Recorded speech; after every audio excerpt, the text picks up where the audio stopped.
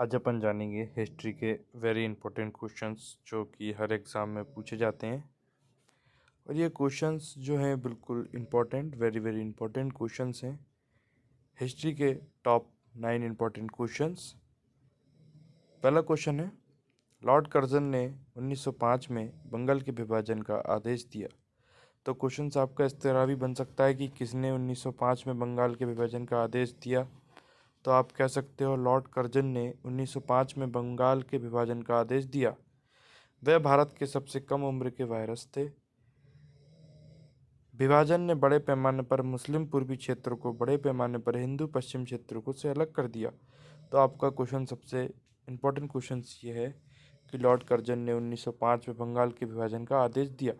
तो किसने विभाजन का आदेश दिया? सबको पता है बंगाल के किसने दिया? लॉर्ड कर्जन ने। ठीक है, अगला क्वेश्चन से अपना, प्रसिद्ध साहित्य राजतरंगिणी लिखा वह एक कश्मीरी विद्वान थे। तो कौन थे? कल्हण अपने कश्मीरी विद्वान थे।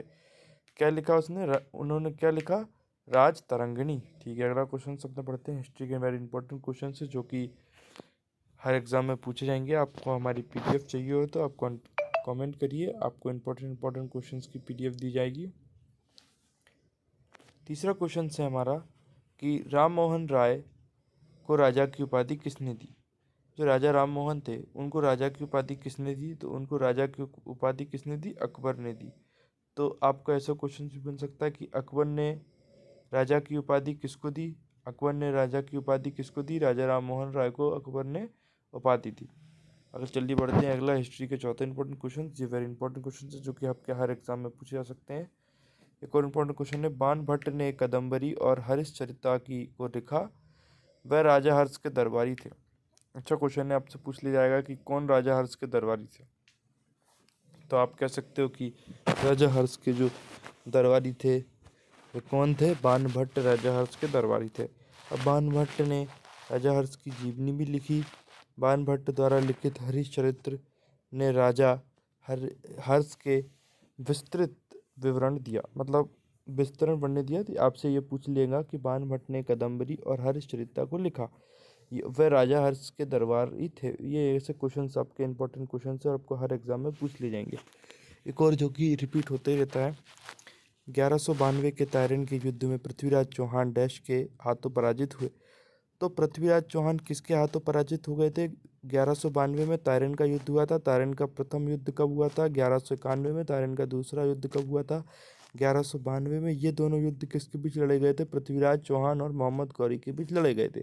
वेरी इंपॉर्टेंट क्वेश्चन से आपसे अगर एक ये भी पूछ ले कि 1191 में किनके बीच तारिन का पहला युद्ध लड़ा था, तो आप कह सकते हो तारिन का जो पहला युद्ध लड़ा था वो मोहम्मद गौरी और पृथ्वीराज चौहान के बीच लड़ा था। दूसरा जो युद्ध लड़ा था वो भी इन दोनों के बीच लड़ा गया था।